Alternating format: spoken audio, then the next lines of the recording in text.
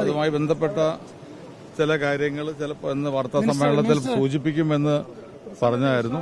എന്തായാലും ഏത് രീതിയിൽ സഹായിക്കാൻ പറ്റും എന്നുള്ളത് പരിശോധിക്കും. പരിമിതികളുണ്ട് പല കാര്യങ്ങളിലും. പക്ഷെ മുൻകാലങ്ങളിൽ നൽകിയിട്ടില്ല. അന്ന് ഒരു വായ്പാ പദ്ധതിയെക്കുറിച്ച് പറഞ്ഞിരുന്നു. പക്ഷെ ആ വായ്പാ പദ്ധതിയും നടപ്പിലാക്കാൻ കഴിഞ്ഞിട്ടില്ല എന്നാണ് ഞാൻ മനസ്സിലാക്കുന്നത്. അപ്പോൾ ആ ഒരു പദ്ധതി നടപ്പായിട്ടില്ല. ഇത്തവണ എന്തെങ്കിലും ഗവൺമെന്റിന്റെ ഭാഗത്തുനിന്ന് അത്തരത്തിലുള്ള സപ്പോർട്ട് ചെയ്യുന്ന കാര്യത്തെക്കുറിച്ച് വളരെ ഗൗരവമായിട്ട് തന്നെ ആലോചിക്കും. ഞാൻ പറഞ്ഞല്ലോ, അതിനകത്തുള്ള പല പരിമിതിയുണ്ട്. അതുകൊണ്ടാണ് കഴിഞ്ഞ തവണ എനിക്ക് തോന്നുന്നു പലിശ രഹിത വായ്പയെക്കുറിച്ചാണ് മുമ്പ് പ്രഖ്യാപിച്ചിരുന്നത്. പക്ഷെ അത് ഇംപ്ലിമെന്റ് ചെയ്യാൻ പറ്റിയിട്ടില്ല. പക്ഷെ നമുക്കത് അത്തരം വായ്പകൾ കൊടുക്കുന്ന കാര്യം ഗവൺമെന്റ് ആലോചിച്ചു. ധനസഹായം ചിന്തിക്കാൻ കഴിയുമോ? അല്ല, ഞാൻ പറഞ്ഞല്ലോ, അടിയന്തര ധനസഹായം കൊടുക്കുന്ന മറ്റ് പല കാര്യങ്ങളിലും വീടുകൾ നഷ്ടപ്പെട്ടവരെ മറ്റു കാര്യങ്ങൾക്ക് കൊടുക്കാറുണ്ട്. കാരണം അതിൽ കേന്ദ്ര ഗവൺമെന്റിന്റെ ഒരു ഡയറക്ഷൻ ഉണ്ട്, നിലവിലുള്ള കാര്യങ്ങളുണ്ട്. പക്ഷേ നമുക്ക് വ്യാപാര സ്ഥാപനങ്ങൾക്ക് അങ്ങനെ എന്തെങ്കിലും കൊടുത്തതായിട്ടുള്ള ഒരു കീഴ്വഴക്കം പൊതുവെ ഇല്ല.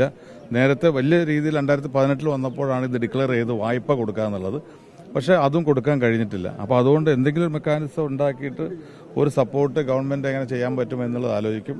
വായ്പ ഉൾപ്പെടെയുള്ള കാര്യങ്ങളെക്കുറിച്ച് ഗവൺമെന്റ് സീരിയസ് ആയിട്ട് ആലോചിക്കും. അല്ല, നിയമനിർമ്മാണം കൊണ്ട് മാത്രം ഇത്തരം കാര്യങ്ങൾ നേരിടാൻ പറ്റില്ല. അതിനപ്പുറത്ത് ഒരുപാട് ഘടകങ്ങളുണ്ട്.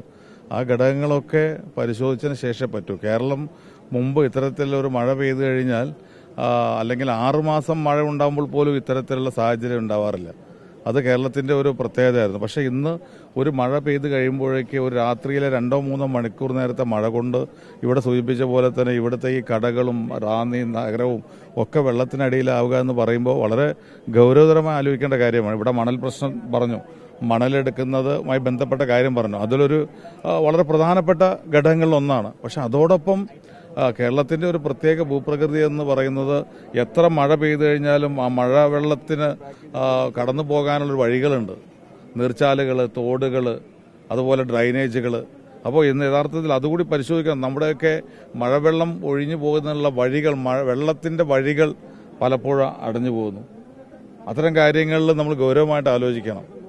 അങ്ങനെ എല്ലാം വന്നു കഴിഞ്ഞാൽ ഡ്രൈനേജിലൂടെ പോകുന്ന വെള്ളം ഡ്രൈനേജ് ബ്ലോക്കായി കഴിഞ്ഞാൽ സ്വാഭാവികമല്ലേ അത് പുറത്തു വരും. അപ്പോൾ വെള്ളത്തിന്റെ വഴികൾ തടസ്സപ്പെടാതിരിക്കാനുള്ള നടപടികൾ കൂടി വേണം. അങ്ങനെ പല ഘടകങ്ങൾ ഒരുമിച്ച് ചേർന്ന ഒരു പ്ലാൻ തയ്യാറാക്കിയെങ്കിൽ മാത്രമേ നമ്മുടെ കേരളത്തിൽ ഒരു മഴ പെയ്യുമ്പോഴേക്ക് ഒരു നഗരം മുങ്ങുന്ന സാഹചര്യം മാറ്റി നിർത്താൻ കഴിയും.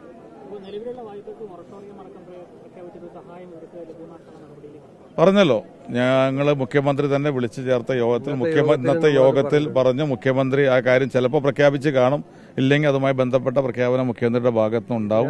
ചില വ്യാപാരികൾ 2 തവണ പ്രയാസം അനുഭവപ്പെട്ടവരാണ്. കാരണം 18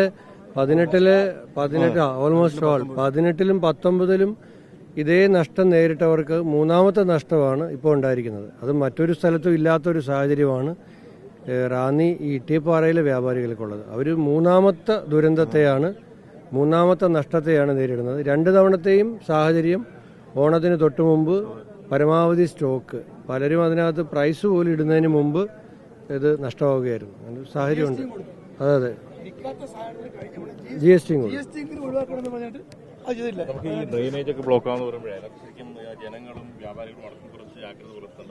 അല്ല, നമുക്കിപ്പോൾ പരസ്പരം ആരെങ്കിലും കുറ്റപ്പെടുത്തേണ്ട സമയമല്ല. പൊതുസമൂഹം നമ്മളെല്ലാവരും ഇതിന് ഇരകളായി മാറുകയാണ്.